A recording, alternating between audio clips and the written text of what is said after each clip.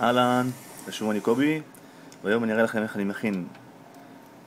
אני קושר קרס משולשת לחוט לדייג עם חכת בוס, חכת טלסקופ, לא עם רולר, לא עם חכת רולר. דייג יותר נחמד, זה דייג אחר. כמובן שאני קושר חוט 0.45, יכול להרים 11-12 קילו בערך. 0.25 לחוט. בואו נתחיל. אני קושר אותו בקשר רגיל, פשוט. החוט הזה, אני קושר אותו להרחקה שלי, בקצה. מכניס את הלולה, החוט, יוצר לולה, מושך טיפה 4 סנטימטר, 5 סנטימטר, שני החוטים, ואני קושר, עושה סיבוב. מכניס את זה פנימה, את הקרס, מכניס אותה עוד פעם, על מנת שלא ייפתח לנו בזריקות ובמשיכה.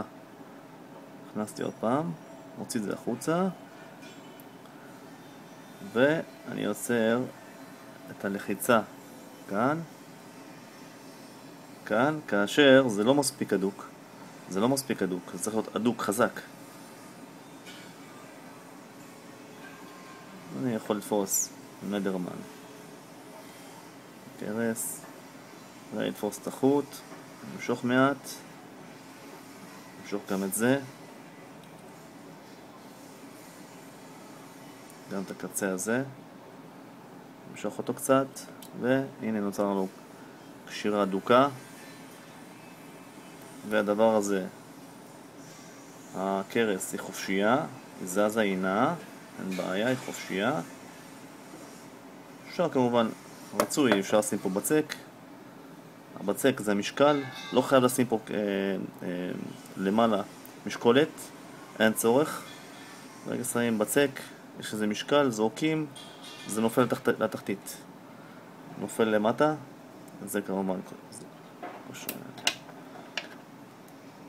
זה חותכים את השארית, והנה זה מוכן לזריקה.